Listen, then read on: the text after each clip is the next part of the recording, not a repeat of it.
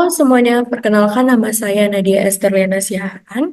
Di sini saya akan menjelaskan topik tentang Physical System Analysis of Line Following Robot ATS RE204 Static dan Dynamic.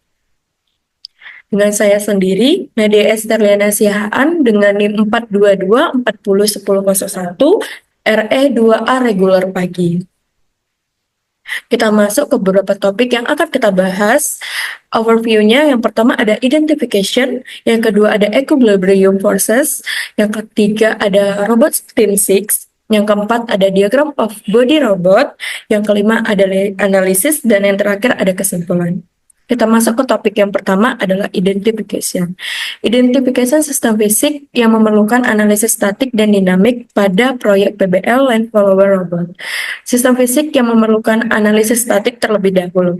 Analisis statik diperlukan untuk memastikan bahwa komponen-komponen mekanik tidak bergerak, tidak patah, atau mengalami kegagalan secara struktural. Jadi ada beberapa sistem yang dapat dianalisis secara statik, antara lain yang pertama adalah rangka atau chassis robot. Nah, rangka atau chassis robot ini menahan berat komponen seperti yang ada di robot line follower. Komponen-komponennya yaitu baterai, robot, atau microcontroller itu sendiri. Selanjutnya ada mounting sensor dan baterai. Mounting sensor dan baterai ini harus stabil agar tidak bergerak selama robot berjalan. Kemudian ada penopang roda dan motor. Penopang roda dan motor ini menanggung beban vertikal dari robot secara gaya reaksi dari gerakan. Selanjutnya, identification dari sistem fisik yang memerlukan analisis dinamik. Analisis dinamik penting untuk memahami bagaimana robot bergerak dan berinteraksi di lingkungannya. Beberapa sistem fisik yang dapat kita analisis secara dinamik. Yang pertama adalah roda dan motor penggerak sebagai aktuator. Roda dan motor penggerak ini untuk memahami percepatannya, kecepatannya, dan perubahan arah gerak robotnya. Selanjutnya ada sensor garis atau line sensor array. Line sensor array ini mengendalikan sistem kendali dinamik berdasarkan posisi dari si relatif robotnya. Jadi sistem ini akan mengendalikan secara dinamik sensor garis ini terhadap garisnya. Selanjutnya ada distribusi massa dan moment inersia. Distribusi massa dan momen inersia ini mempengaruhi kestabilan saat berbelok. Selanjutnya ada BFD. Analisis gaya pada robot line follower yang dapat kita analisis yang pertama adalah sistem fisik dua roda dengan satu ball caster di depan yang dapat bergerak di atas permukaan. Sistem ini terdiri atas dua roda sebagai aktuator penggeraknya. Bisa kita lihat di gambar berikut. Kemudian satu bola caster atau free wheel sebagai penyeimbangannya di depan. Kemudian beban terdiri atas, seperti yang kita lihat, ada chassis, ada microcontroller, ada sensor, dan ada motor. Selanjutnya, ini adalah diagram BFD dari si robot line follower-nya. Bisa teman-teman lihat pada diagram berikut ini. Selanjutnya adalah equitation equilibrium. Dalam sistem fisik dianalisis. Sistem tadi yang seperti saya bilang, sistem fisik yang dapat dianalisis, sistem terdiri atas dua roda belakang sebagai aktuator penggeraknya, satu bola caster atau free wheel sebagai penyeimbangnya, kemudian ada beban. Bebannya dari robot line follower ini ada baterai, microcontroller, sensor, dan motor. Kemudian kita bisa identifikasi gaya-gaya pada sistemnya. Jadi ada beberapa identifikasi gaya pada sistem. Yang pertama dapat kita bahas adalah gaya berat atau W. Gaya berat atau W ini bekerja ke bawah dari pusat massa robot. Dengan besar gayanya, W sama dengan M kali G atau 2 kg dikali 9,8 menit per second. Jadi dapat kita hasilkan atau dapat kita dapat yaitu 19,6 Newton. Kemudian ada gaya normal N1 dan N2. Gaya normal N1 dan N2 ini bereaksi vertikal dari lantai terhadap roda. Terdistribusi rata N1 sebagai 9,8 Newton, N2 sebagai 9,8 Newton. Sehingga total gaya normal N sama dengan N1 ditambah N2 adalah 19,6 Newton yang seimbang terhadap gaya berat. Kemudian ada gaya gesek. Gaya gesek ini bekerja melawan arah gerak berasal dari kontak roda dengan lantai dari rolling resistance. Jadi, besar gaya geseknya bisa kita dapatkan adalah F sama dengan 12,74. Jadi, jika F lebih besar dari F motor, robot akan melambat. Kemudian ada kondisi keseimbangan equilibrium.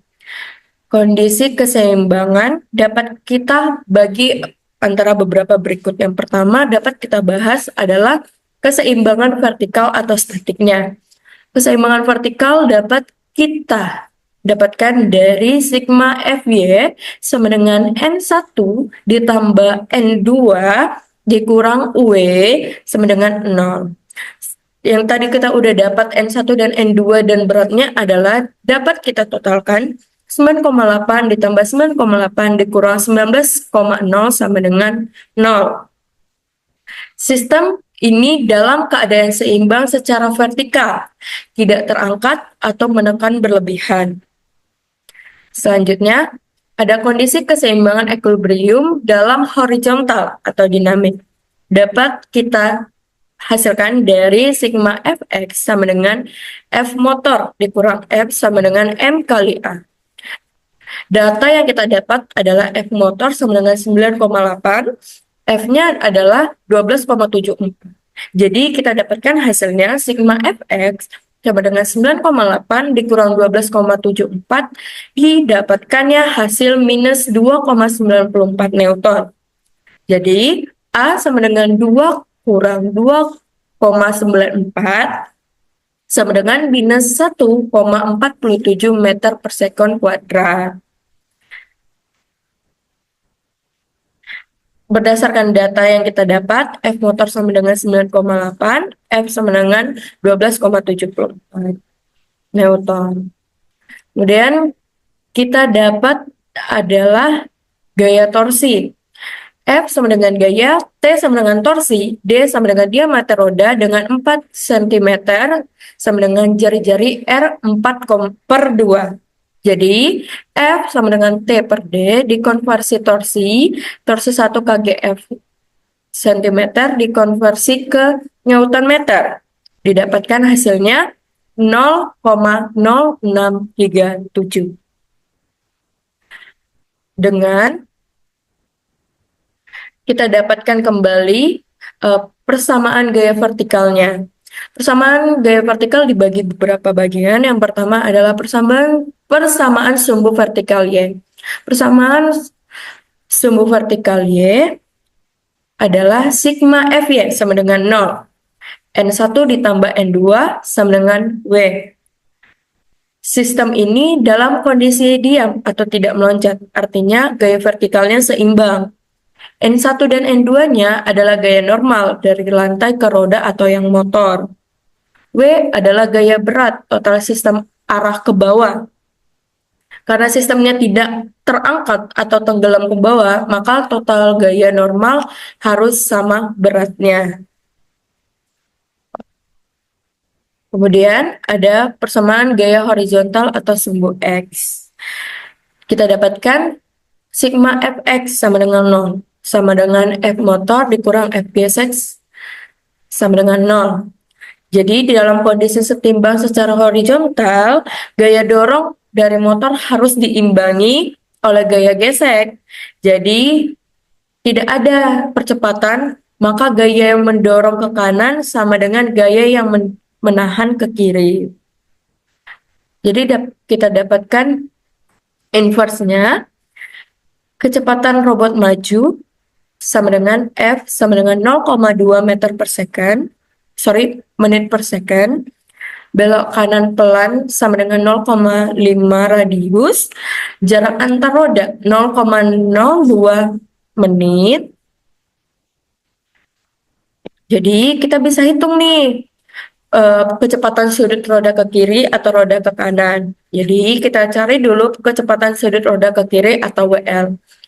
Kinematik robot bergerak sudut roda ke kiri sama dengan 0,2 dikurang 0,005 dikali 0,5 per 0,2.